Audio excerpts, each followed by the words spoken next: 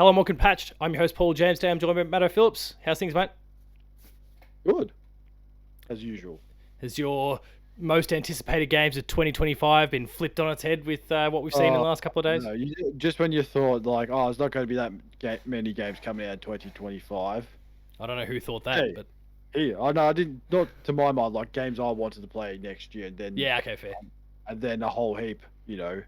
At this thing called the Game Awards, just going, oh, hey, here's a game coming out next year.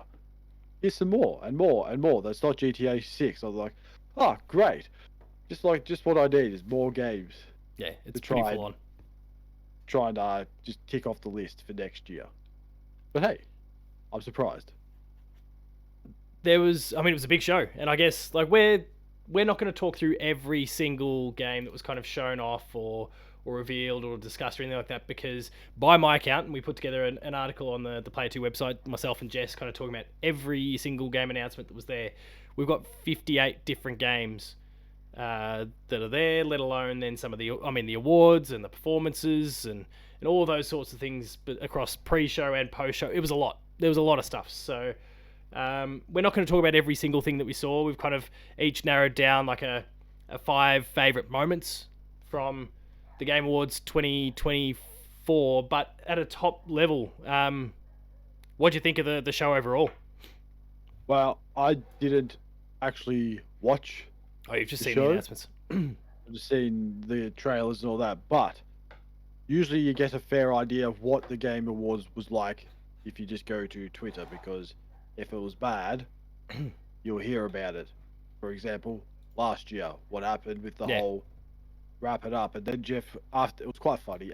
I thought he says, "Oh, rate the Game Awards." Then everyone just sent him a picture of wrap it up, please. It's just continuous of just wrap it up, please. I think let's be honest, I think he got the message very loud and clear.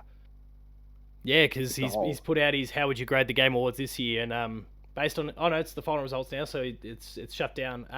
44.4% of voters said it was an A grade I think last year, presentation. last year was Might have about been a C.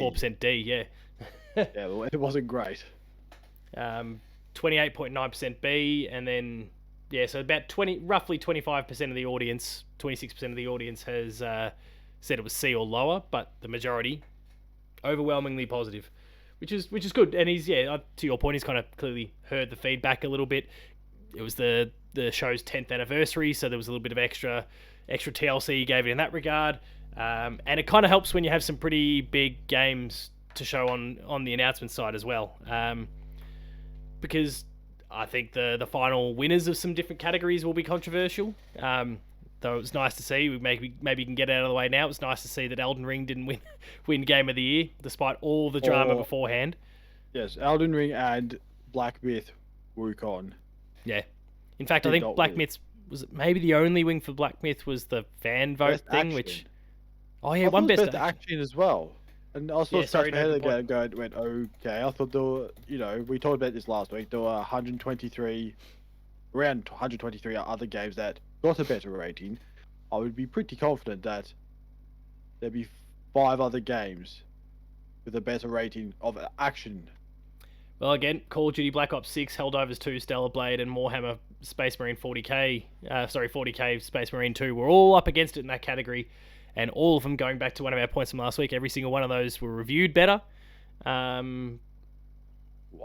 So go figure. That was the competition. How did the 6th worst game, I hate to say it, the 6th worst game win? Yeah. I'm slightly confused. I don't know how we got there, but I don't know. But I guess Elden Ring didn't win the big one. Neither did Black Myth.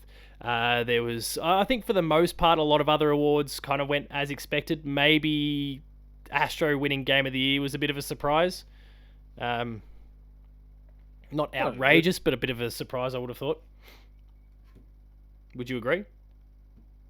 I would say no. Okay. To me personally, because if you look at it throughout the year, everyone was talking about Astrobot and how good it was. That's what I see. Like, that's what you hear. Like, everyone's saying, "Oh, how great the Astrobot, this, that." You see the reviews.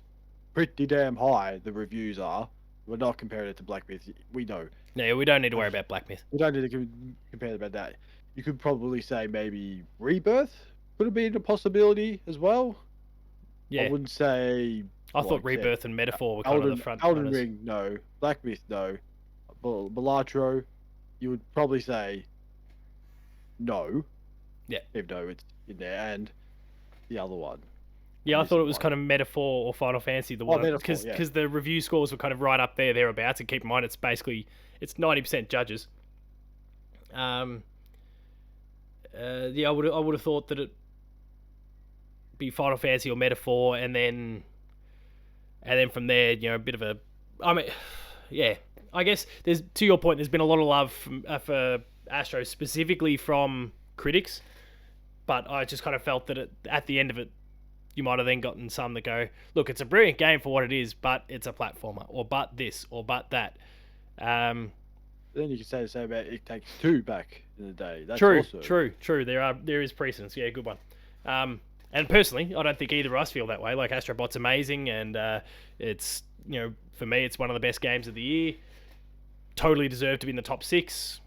Don't blame anyone for choosing it. I just perhaps didn't expect there'd be so many people that would choose it that would then push it over the line. But then probably all the good PlayStation fans going, "Oh, that's revenge for God of War Ragnarok not winning 2 years ago Elden Ring." Like, shut up! It's a DLC. No one cares. You see all the PlayStation fans though that started like clipping out. There's a photo. There's like a screenshot. Really, there's a pause moment where you see Phil Spencer because he's in the front row and he's in the shot as they're walking up the stairs, and he's not applauding at that time, because you do see footage of him applauding during their acceptance thing. But yes, but yeah, but you think about it too. It's funny, but then you sort of look at it too. Like, I look at it and go, why is he clapping? Like, well, PlayStation put out what PlayStation Studios put out what, one game, and it got the job. 2? Added one game of the year, where Xbox put out what, 3, 4, maybe. Well, PlayStation put out 2, but then withdrew one of them very quickly, being Concord. Oh yeah, well, you see, that's I completely forgot about Concord until you just said it. That's what PlayStation hopes will happen. Yeah, that's what hopes. Never forget. Unfortunately, there's this thing called the internet, and the internet never forgets. Never. There's going to be like ceremonies every year for Concord. Concord Day. Concord Day is when the day got shut down by Sony, and if no one has thought of that yet, get to it. We're taking a cut of it. And also, let's not forget, like, they sold merch. Like, they sold Concord dual sensors and all those sorts of things. So there's always going to be some remnants of Concord out there. Can you imagine how much oh Jesus, I don't want to even know how much people are charging for a Concord DualSense. Concord, we're going right off track here, but let's lean into it before we really properly get started. A house? Concord DualSense. A Honda Civic. Wait, that's not a buy it now price. 279 Aussie dollars at the moment. There's 6 bids with 3 days left on eBay. So clearly no one cares. Another one that's got going for $414.96 or best offer. I'll give you $2.50. Plus, because it's coming from the US, plus $52 postage. Oh, youch. I don't see any that buy it now. Well, because there's going to be suckers out there trying to buy a Concord controller and just fight each other for it. That's why there's no buy it now. You could. I don't know what would be the price for a... Because you could get in trouble for... I don't know what the equivalent of scalping is for defunct games. No, this is just a collector's item now. This is fair game, I reckon. But it looks like essentially people are going to have to pay close to $500 Australian dollars as a starting point to get one. So, good luck to those people. In the meantime, we can go get a Helldivers 2 related controller that's going to be available for pre-order next week. I am not a person to buy gimmicky controllers, especially from PlayStation, like every other moron there. But Helldivers 2, yes, because I like Helldivers 2. It's not like the whole 30th anniversary stuff. Like, thank you, Drew Agnew, for sending me a 30th anniversary DualSense. About it because, unless it's the PS1, I don't care. Don't give me a PS5 with the PS1 layout or colors. Give me PS1 with remastered games. Then people will go crazy for it. More crazy That's than fair. your $1,200 PlayStation Pro that no one wanted to buy until you put the 30th anniversary shit all over it, and then everyone's like, you know what? I think I have the money for that to buy. And then EB's like, hey, level 5 perks, up yours. Yeah. Thanks, EB. Big one of these. And big one of those back to EB games as well. All right, let's get into our top 5 or our 5 favorite moments from the Game Awards. We've both kind of agreed that we'll make sure our number 1 is our number 1, but everything else can just be a little bit of a scattergun, whatever approach. Matto, get the ball rolling though. What's your Yes, 5th? My 5th is a game, I completely forgot about because we hadn't seen. Well, actually, that's like a lot of the games they showed was just games we saw trailers for many years ago. And then just all of a sudden, hey, reappeared. Guess what? It's coming out in 2025. You're like, hey, well, hang on a second. It's like, when did all this happen? And then the Outer Worlds 2. All of a Okay, sudden, there we go. like, Cool. Oh, hey, we haven't really. We put out that trailer of absolute nonsense 2-3 years ago. Oh, hey, here's a trailer. Us mocking, Fallout 3, New Vegas. Well, themselves for the most part, but Themselves, yes, because they did make created all those games. And yeah, so the Outer Worlds 2, I thought, great, we finally get. I know, going off I was reading your little thing on the Player 2 website. Yep. It is, say, close to a vow. Well, it's going to be in the same year. Same year, but I think that's if GTA 6 wasn't coming out, yeah, you could probably say they might push it later in the year. But unfortunately, you need a big, safe area for GTA 6. Everyone knows that because there ain't no games gonna go release or go head to head with GTA 6 because we all know they're gonna lose. So, Sony, if you just want to really kill a franchise you don't like, for instance, Horizon, like you've been trying to do for the last 3 games, maybe just find something you don't like and then just shove it on the same date as. PlayStation don't put Horizon out next year. Just don't. You'll kill it. Between Monster Hunter early, between GTA late, and then everything else that's in the middle, just don't do it. They've already got Ghost to come out. Don't be silly. Think, yeah, Sony, think. Just use your brain. But I will say, if for any Xbox fans out there, if you want a game that Starfield should have been like Outer Worlds 2, it's a better Starfield game. I'm real keen on Outer Worlds 2, and I haven't played the original. It's been sitting on my fairly high up on my. I need to go back and play this backlog, for a while now. But for whatever reason, I just never properly got to it. But I'm real keen to still play the original and then get myself kind of up and about for the sequel because I think it's going to be pretty great. Well, my number 5 is Project Robot, which is kind of, it wasn't even named that during the actual presentation. Like, Jeff didn't. So this is the new game from Gen Design, which is the team responsible for Eco, Shadow of the Colossus, Last Guardian. Last Guardian was 2016. It's been that long. Yeah, it's been 8 years since. I'm pretty sure it was. I remember the specifically the E3 showcase. And I've also recently been getting. Yeah, it was 2016. Recently, like back when I used to use Snapchat a bit back in 2016. I'd put out a couple snaps about The Last Guardian when it had come out and like how good the music was, and those they're starting to I basically don't use Snapchat anymore, but I've still got the app on the phone. It's been giving me notifications like, oh, remember when you posted this? Like, I don't give a fuck. But I don't think I've ever used it. Last Guardian was one of those. So, yeah. But they've partnered up with Epic, and that was kind of announced a fair while ago because there was a few different companies that did the same, like Remedy for Alan Wake 2 and Moon Studios for No Rest for the Wicked and all that. No Rest for the Wicked, the game they're working on. And Gen Design was part of that group, and it was kind of just a matter of time. But I perhaps wasn't expecting it to still show up at this, but Jeff managed to get him on board. Apparently, he was what did he say? He was talking to Ueda over lunch really early in the year, and he just decided to give him the exclusive and let him announce it. So it was great to see it. It's probably still a long way off, and it'll probably get delayed another 5 times and come out maybe in 2030. But it's just good to see that that team is still up and about, that the deal exists, that there's a game that's kind of coming together bit by bit. And just because of their history, if nothing else, I'm really keen to see what that becomes. So, yeah, it's a speculative one for the most part, but yeah, we'll go with Project Robot there. What's your next one? My next one is Mafia: The Old Country. Yeah, okay. What about it? So, I'm a fan, not big fan of the first two. Hey, I got one of those things too. The Yeah, old Vic sniffer, saves your life. it's a horrible time of year at the moment for me. Yeah. I'm always congested this time of the year. Yeah. Fan of Mafia 1 and 2. Not the biggest fan of 3, but Yep. I do like the games.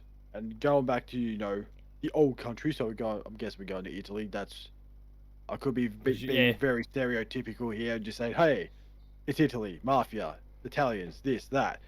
Could not be. Could be just somewhere Pizza in pasta. America. Yeah, no, let's not get stereotypical. Could be Louisiana or something, or I don't know, Yeah, New maybe. York. Who knows? We don't Wasn't know. Mafia 3 set in Louisiana? No, what was the was it New Oh, Orleans? don't maybe. Where was Mafia 3? I feel like I was set? gonna say Boston. I think New it was Bordeaux, New a York. reimagined version of New Orleans. Oh, it was okay. Shows how much I know. I just see no gators or bayou. It probably was. Yeah, I it was- just didn't care. There was just some old thing scratching in my brain. I never even played it. My wife played it, and I kind of watched her for bits and pieces of it. But So you know more than me. I haven't even played it. That's amazing. that's what I do. Crazy. Yeah. So that it was like I said. Not a lot of gameplay there. Just a trailer. I think it's coming out. Is it next year? Yeah, next year. Oh Jesus. No, this is bad. I think all the games I've got are pretty much all coming out next year. Almost. Not all of them. Most. Most. I thought, oh yeah, Monster Hunter Wilds, that's it, I'm done for the year. Not anymore. That's done and dusted. That's need to find a second job to buy all these Gotcha. games. Yeah, I'm pretty keen on what they're doing there. So it looks good. My next one is actually from the awards side of things. It's Jeff brought in this Game Changer award. I don't know if I know you've only just kind of watched yes. the trailers and those Yeah, sorts of things. I know the one you're talking about. Yeah, Amir Satfat, who I had no idea who this guy was before, but credit to Jeff because he'd identified and his team had identified what Amir's been doing, which is for anyone who maybe didn't see that, has only been kind of tuning into just the trailers and maybe looking at the winners and focusing on the games rather than some of the other stuff. Obviously, we've spoken about it quite a lot with a few episodes over the course of the last couple of years with the number of layoffs and those sorts of things have been hitting up teams everywhere and the thousands and thousands of people that lost jobs.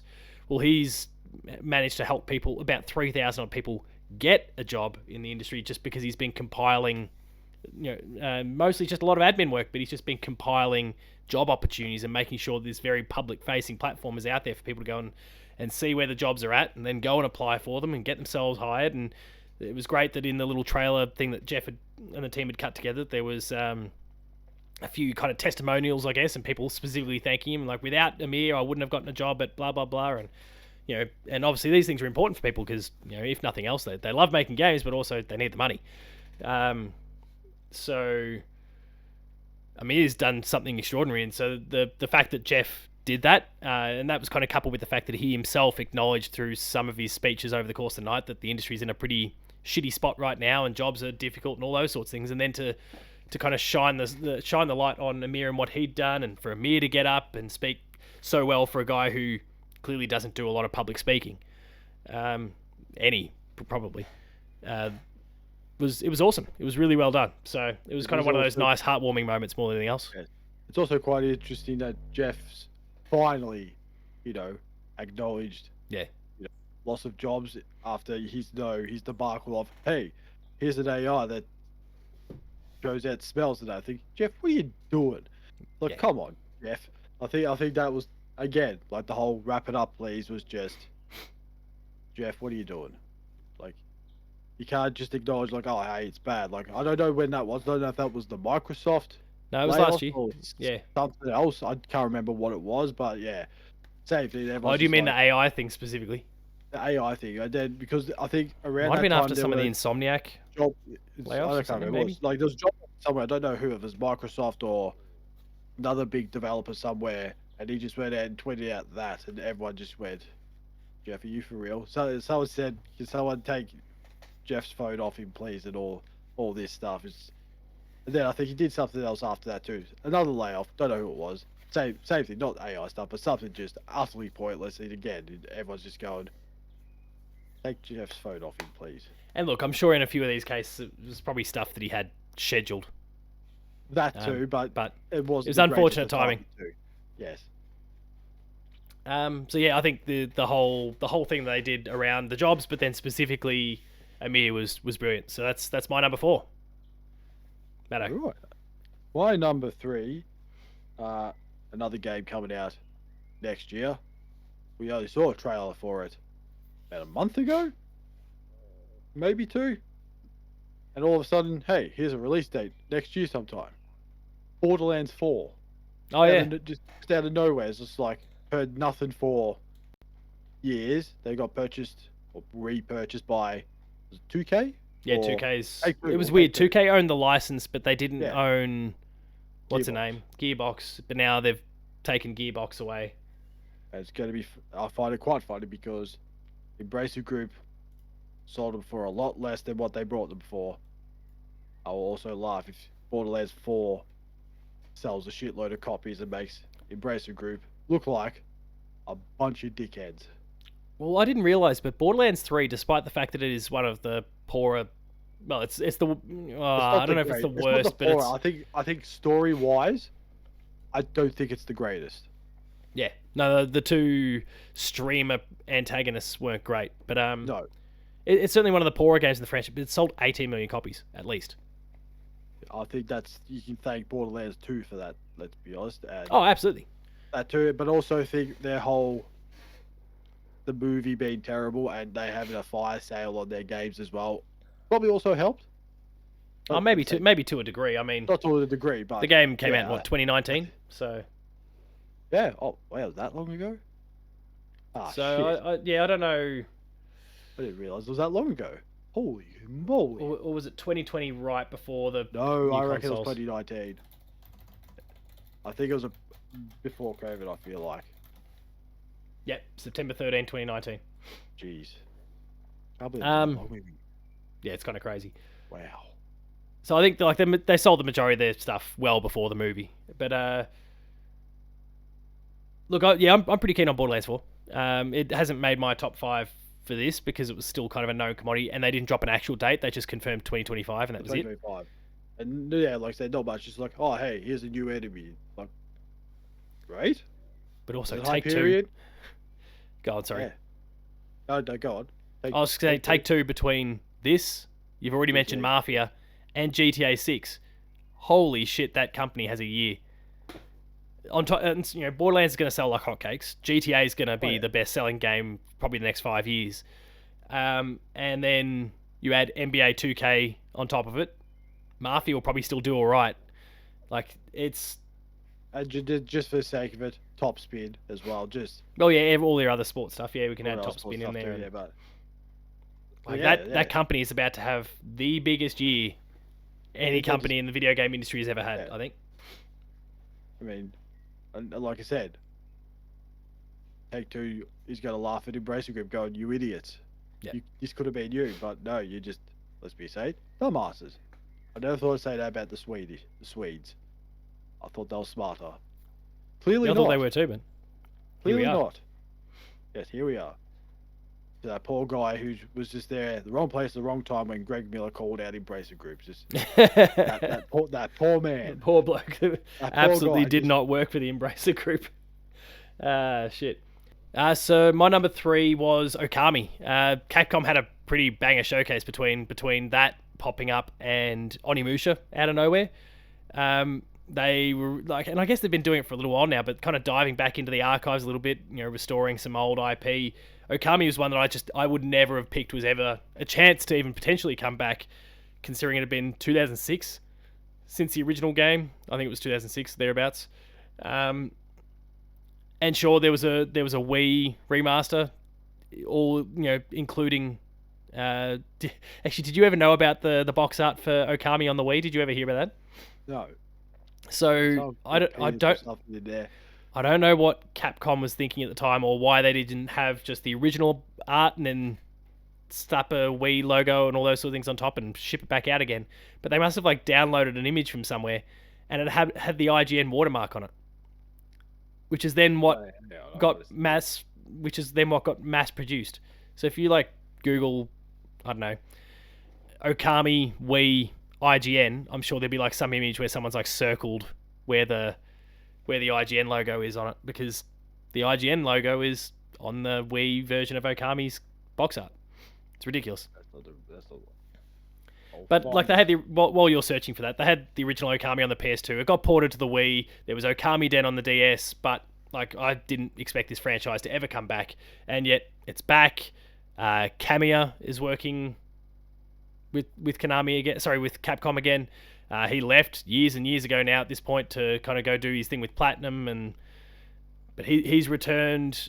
He's forming Clovers. The original team was called Clover back in the day. He's kind of formed Clovers, and he's starting development on it. This is going to be years and years away. Probably 2027 would be even potentially ambitious, but I'm just stoked to see that franchise back, because it was a really good kind of Zelda-like in a lot of ways, with a like a different kind of creative brush put across it. But big fan, really happy it's back. And yeah, the Onimusha news is pretty cool as well. I didn't have much experience with Onimusha back in the day, but I did try the remaster of the original game when they put it out on PS4 and Xbox One as well, maybe 2016, 2017, something like that.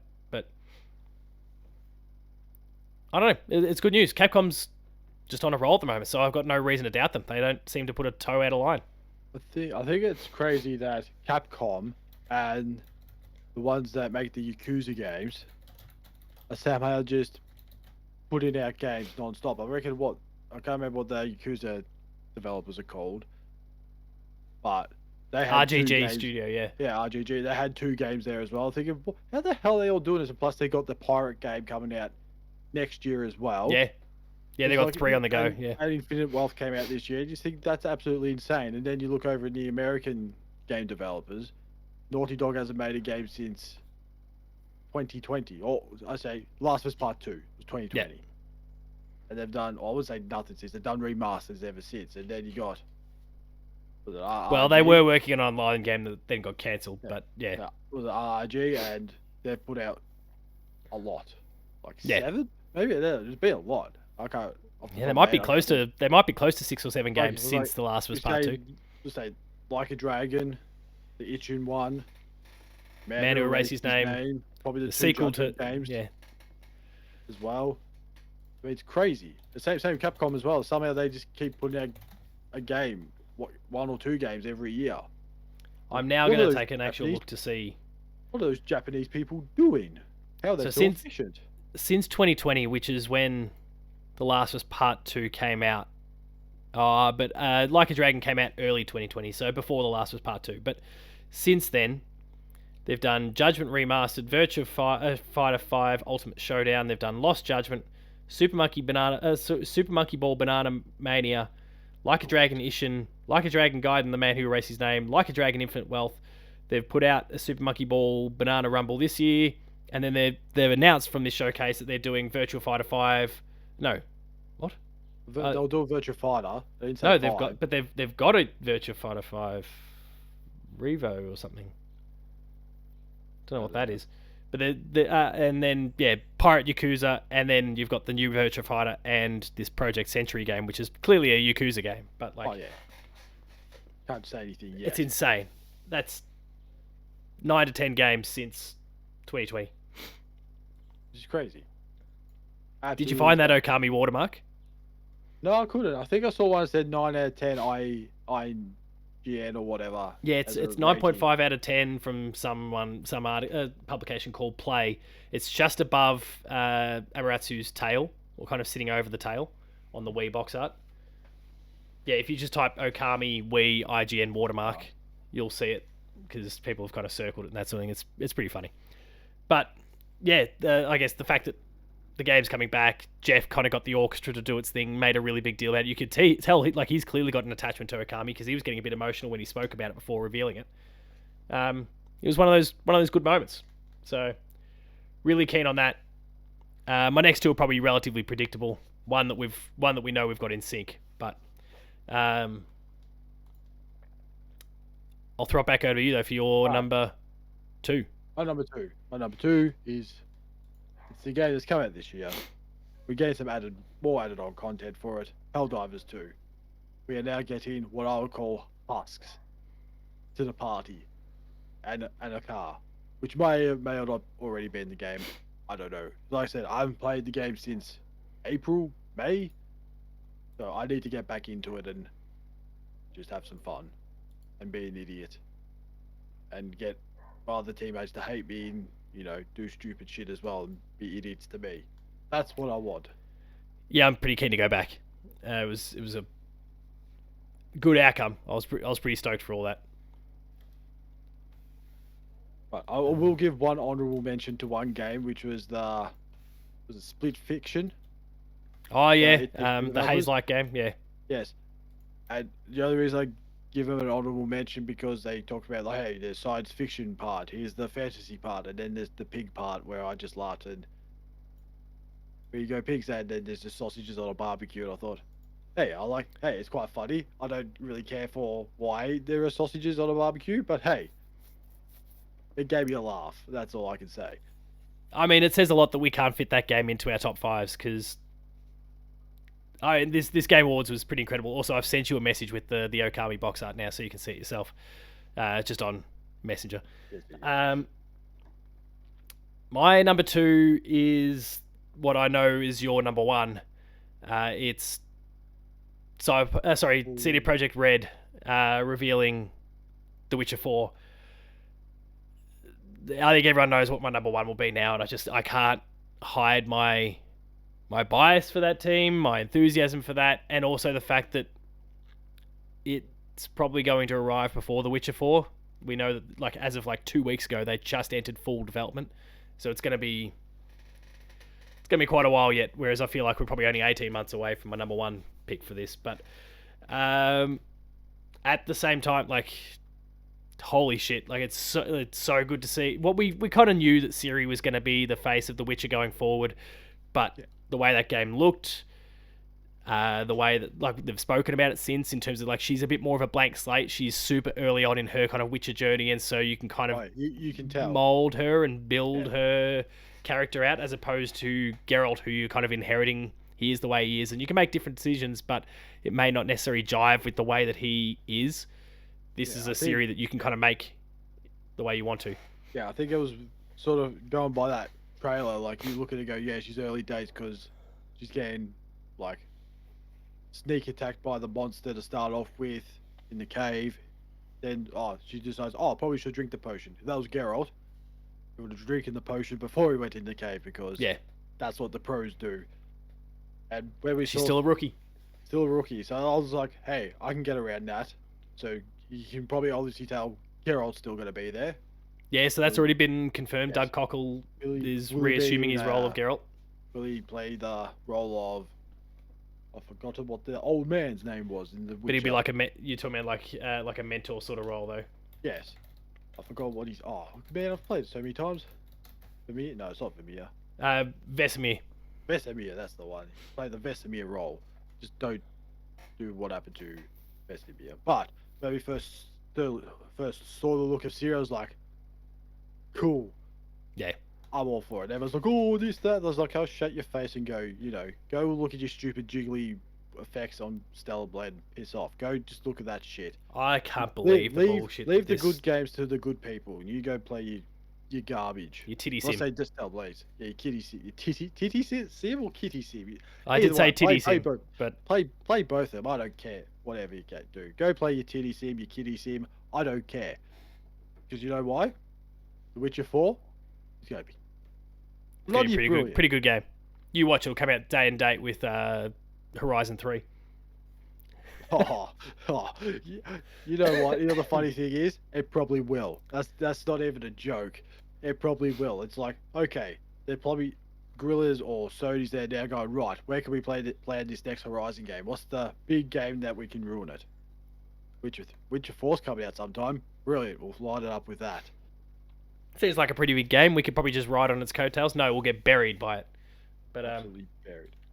I mean, it could be an interesting one. I think we've kind of spoken about this a little bit in the past with another episode. But there's a distinct possibility with now this kind of official and thinking about when Starfield came out and Elder Scrolls being next. There's still a distinct possibility that Witcher 4 and Elder Scrolls 6 could well come out in the same year. Wow. And that'll be like Fallout 4 and Witcher 3 all over again. And obviously Witcher 3 won that bout in terms of, I guess, the acclaim and the popularity and I guess the legacy. But at the same, and yeah, obviously the awards as well.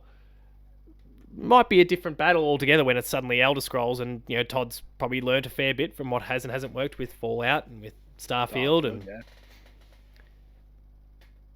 and I'm sure they're inheriting baggage, of course, from Cyberpunk as well. So it'll be a fascinating one. Now I know that's your number one, so like pick up the mantle there and kind of talk about it a little bit more. Why was it the obvious number one for you?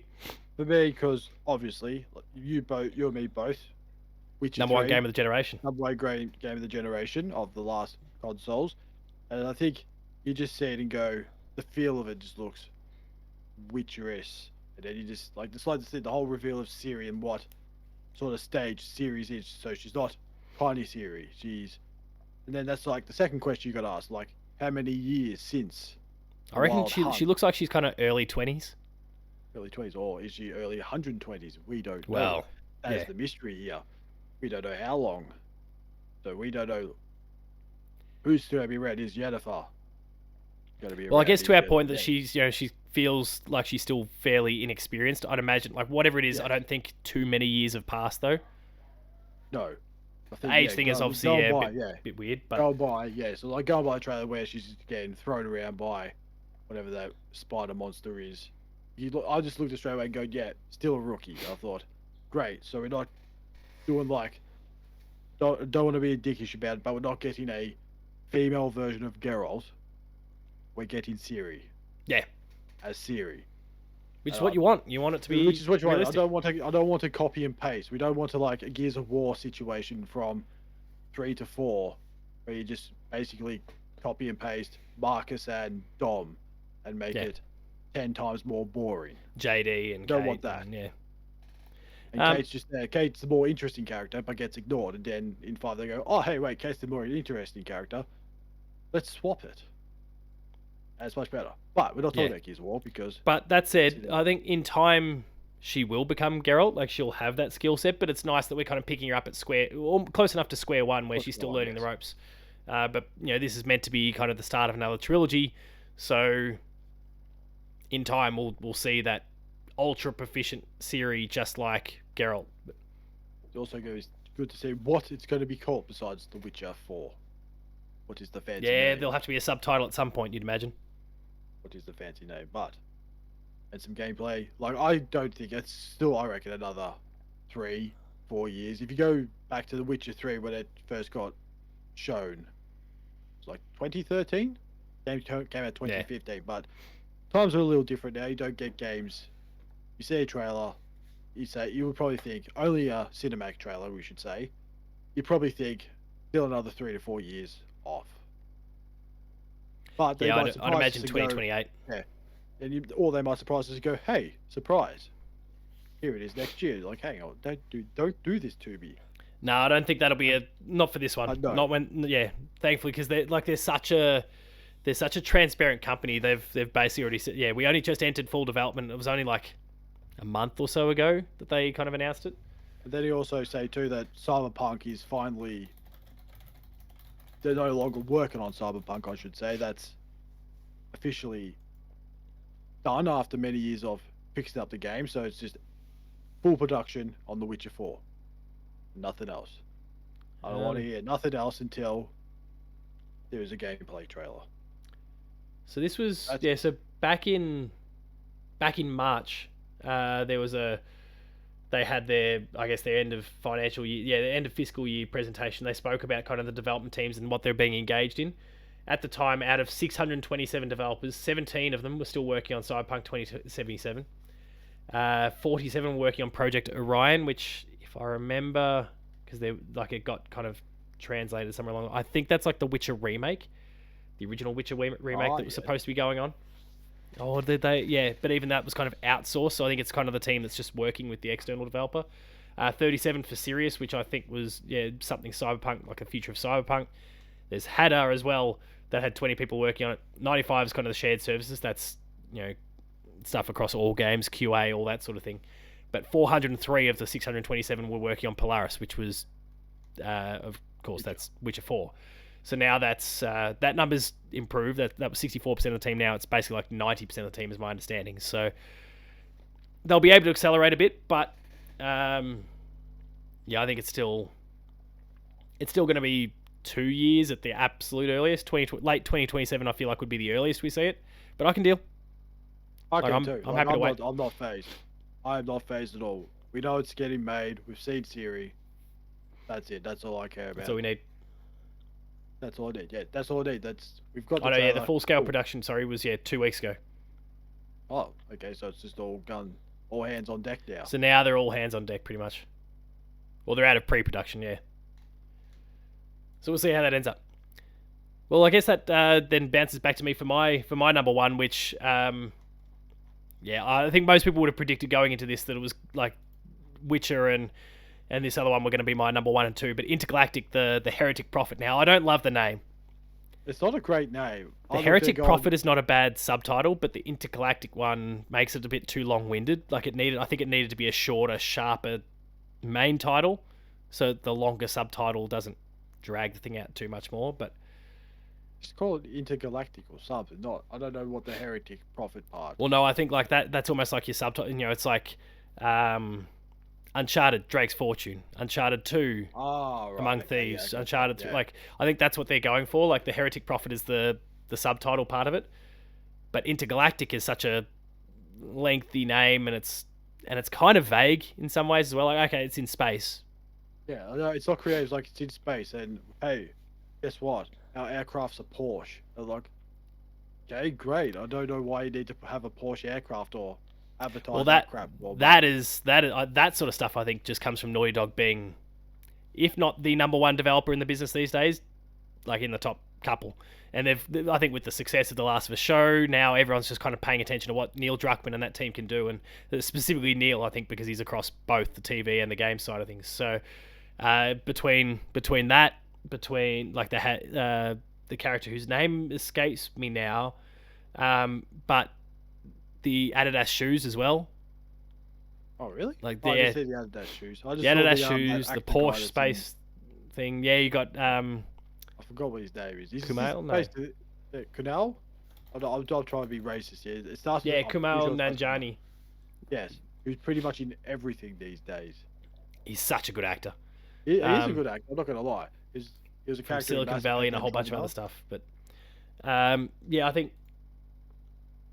I mean, for me, it became obvious relatively early on that it was Naughty Dog. I could just, like, from the way the character was designed.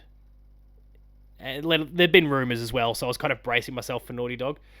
But just the character design in terms of like the way they animate, the way the body shape and those, like a bit like Abby from The Last of Us Part 2. She was quite muscular, and you looked at kind of the way the arms were, and like, I know that body sort of figure that they're going for. Like when they want to try and make someone a bit toned in The Last of Us, they perhaps, I'm not going to say heavy-handed, but they like it's more than the average bear, I guess, that's what they go for at Naughty Dog, and that stuck out very, very quickly. So that became clear, and then as soon as like the Porsche took off, but you saw the NDX on the back, like, yep, there it is, Naughty Dog. So I mean, that became clear, then became just a case of like 5 minutes of hype for a little while. They eventually cut to something that kind of teased the combat a little bit at the end there, where this kind of laser sword that almost looks like it's like the pulse bars from music. Yeah. I'm like, oh, that looks kind of cool. I wonder if there's some sort of rhythmic component to it. They're going for, like, a few people have gone, oh, it's, like Guardians of the Galaxy style. I'm like, no, but the yeah, yes, in some ways, but in others, like Guardians of the Galaxy really leans into 70s and 80s, whereas you're popping CDs into disc drives, and like, there's a few different Tunes. things. Like, it feels like more 90s, like kind of some sort of I mean, I retro want to future, say a but Pet the Shop Boys. 90s Yeah, that's rather right. than The yeah. CDs. Yeah. So it's kind of really interesting what they're going for tone wise. And then I think, not that this does a hell of a lot for me. I don't actually have the experience with anime full stop, but apparently Cowboy Bebop and Akira, which as much as I don't know anything about anime, I know those are really big ones. Apparently they're some form of inspiration for parts of it. There was obviously a little bit of an anime sequence that they showed off on the TV there in the game. But yeah, I'm all in. And I think a lot of it is just me having complete and utter faith in the team. But of course, and I don't know if you've noticed it, have you seen the like to dislike ratio on it? No. The Naughty Dog hate from the So real shit the stains Last of of the Us. industry. Oh, the Last of Us Part 2 hate committee. Yep, Come. they're coming out in force still. I'll get the latest figures, but it is. Oh no, I'm not gonna be able to see because they don't really show on my phone. It's not gonna be clear, but there Quite was high. just barely more likes than dislikes the last I checked, and there's 57,000 likes at the moment. So that's Oh, dear. probably 50,000 dislikes just from the virgins of the world who, and the women haters and Grums. The Grums. Grums The has probably Grums of the created world. about 5,000 burners himself. Fuck that guy. The first comment I see is, I feel like Will Smith will slap me for making fun of her because she's got a bald head. Like, it's just, fuck these Be more people. creative. And then look, then there's some funny ones here. Like the guy, there's one person that goes, "The trailer's 2 hours ago. It's so old. We need a remaster." Like, Wow, that's funny. good. That's a funny good. comment. That's good. But So have they? yeah. No, but I did also see someone that goes, "Here's the roadmap. 2026, Intergalactic: The Heretic Prophecy comes out. 2027, remaster. 2028 is like the PC port. 2029 is the next gen remaster. 2030 is The Last of Us Part 2 10-year anniversary remastered." Like, I was like, okay, like I get it. They've churned out a fair few remasters since they put out their last game, from both Last of Us's to Uncharted. They've done a fair bit, but well, sorry, their franchises have seen a bit. I still don't know that they've necessarily done a huge amount themselves, but anyway, the game itself, like I'm all in on. It sets off all the right vibes for me, so I'm just keen to see more. I trust Neil. I trust the team. I think it's gonna be great. And yeah, I think the main point of difference, because it really could have been a toss up, I think, between this and Witcher 4. For me, it's just the fact that this is probably going to come out by the end of 2026. Yes. That kind of, I guess, got me more hyped because it is sooner, most likely. So that got the job done. Any other games you want to shout out though before we wrap up? No, I'll say no. Maybe just one move away. So you basically Oh yeah, you're unpacking and moving out all at the same time. Yes, I'd say that'd be the other one. Maybe Dispatch as well. Yeah, Dispatch looked pretty cool. I want to shout out Thick as Thieves, which is the new game from Warren Spector. It's kind of got those immersive simi elements, but also seems to be multiplayer in some way, and also it's Warren Spector, and he's a legend of this industry. So, I'm just thrilled to see that he's back seemingly out of nowhere. I don't like multiplayer stuff, but Midnight Murder Club seemed pretty cool. There's like a beta for it that's available on PlayStation and PC at the moment. It's from who did it? Oh, I've forgotten who. Oh, it's the team who did the dodgeball game. Oh, the roll. Valon Studio. They did. I can't remember the name. Is that the EA one? The EA dodgeball one. Yeah. Oh yeah. I've forgotten the name of it now, but let me have a look. The one that no longer exists. Dodgeball game. Knockout City. Yeah, that's the one. I was even slightly interested in Elden Ring Night Rain, simply because Oh, the multiplayer. Max Cooper from the Pop Cultures very quickly said, "Yeah, I can carry you." I'm like, oh sweet, I might actually get through one of these things. But now it sounds like there's some Fortnite elements to it. Like, yeah, it looked a bit different, the gameplay Yeah. style. There was jumping in it, which I was slightly confused by. Like, there's not that much jump. There is. they're some all jump, but predetermined not- classes, and at the end of each night, apparently, yeah, Fortnite style, circle closes in to force everyone into the encounter with some big boss. And then if you beat that, you move on to the next night, and it kind of, there's kind of a bit of a loop that goes on around that. So that was kind of interesting. Okay. But like, if Max thinks he can carry me, and I'm sure he probably can. Well, is this the 2025 Game of the Year nominee already? Nah. No. I don't reckon. I don't reckon people are going to buy it in the same way. I think there'd be too many games better than Elden Ring multiplayer. Yeah. For next year as well. I will shout out Outer Worlds 2. You mentioned it yourself. That's gonna be pretty awesome. Borderlands is gonna be great. I'm skimming through the full list now, stuff just in case I'm missing anything. Helldivers, the DLC is gonna be great. I'm jumping into that.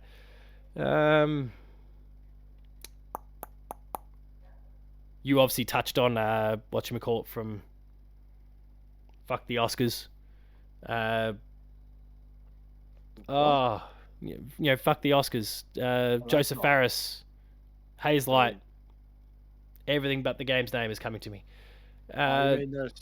Split Fiction. Yeah, Split Fiction. That's pretty cool. That Crimson Desert doesn't look too bad. The more and more I see of it, visually looks very good. But even as a game, it seems pretty solid too. So there's some good stuff coming. And Mafia interests me because it sounds like it's going to be very linear, as opposed to I think the most big open world thing. Games are linear anyway. So well, the third one was very much open world, but that was not very linear. Yeah, but also not received super well, so they've probably dialed it back a bit. Rematch is the game that confused me the most from the Sifu developers.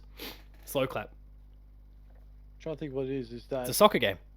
That's a soccer game. What's that stupid car game with the ball? Rocket League. It's like Rocket League except soccer. Yeah. I was like, you need it to be more violent. I want to see hip and shoulders.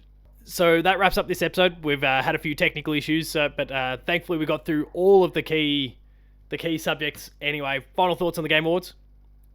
I would say, didn't hear anything bad about it, so I see that as a good thing. That's because I didn't watch it. You usually go all over Twitter. If there's anything bad happening, you'll know it from Twitter. But I also, the number one winner of the night, I would find, was Common Sense. Because I reckon about all but, I'd say, a few of the awards, I would say, were correct. I'm still not sold on the Black Myth Wukong as the best action game. Esports, whatever, don't care. Like we said, we have little to no interest in the esports. Best creator. But the main things, best sound design, went to the right game. You can probably say best, the actor one, debatable. I know some people may have been upset about it. I know Ben Starr was there with his glasses on this time, even though he wasn't even nominated. Which is, I just find funny. I completely forgot about that image too of him getting blinded by the light last year. Look, Melina Juergens won it, but also it brought to the stage by Harrison Ford. Oh yes. Who was brought on stage himself and looked like he was clearly out of his element, was having a great time. He's struggling a bit these days, I noticed. He's 80 odd. He is 80 odd, but yeah, you can start to hear it in his voice. But he seemed a bit out of his depth. He was having a bit of fun. And he cracked a few jokes, and everyone laughed. It was a good fun time. But then he called her Melinda Juergens. She just rolled with it. Good times. Well done, Harrison. But pretty good show. I think Jeff's best one yet. So hopefully he can continue to bottle that, and I don't know, more developers, more publishers continue to throw their big surprise reveals to him going forward, because it was a great show. I think the one thing too, when you just give the answer, just say the award goes to. I mean, because I watched like a TikTok of it of all the awards. They say the Game Award goes to. That was everything. I was like, yes, we know it's the Game Awards. You don't have to keep saying it. You can just say, and the award goes to. You don't hear at the Academy Awards. They don't go, the Academy Award goes to. They say, the award goes. And the winner is, yeah. It might save you some time too. You might save, I don't know, a good 10 minutes there. So no one has to wrap it up because of it. You don't have to wrap it up, and you can put in some more game trailers if you need to. Did you catch the Sam Lake thing? No, did he dance again? No, he didn't dance, but just find Sam Lake presenting. Just scrub through the stream until you find Sam Lake. It's worth it. Okay. The best narrative was the one that he the one that he Oh, did. But right. I'll leave you to check that out after the show anyway. We'll wrap this one up. If you enjoyed this episode of Patch, please be sure to like, share, and subscribe. All the buttons down below. Hit the notification bell. That way you're alerted to every new video the moment it goes live on the channel. That includes Patched. We've got Player 2 Plays. We've got shorts and a bunch more. Go check out all the stuff there on the channel. Visit the website, player2.net.au, for reviews, previews, opinion pieces, news, features, links to the podcast series, Patched, the Player 2 Pixelcast, and Dev Diary. We're on Patreon, patreon.com/player2au. Kick a few bucks. Lower tiers, early access. Higher tiers, monthly episode exclusives. And finally, there's Twitter. Matto. Matto_Phil. Paul James Games for myself. The website is player2au. And until next time, Helldivers has new DLC. Go get it.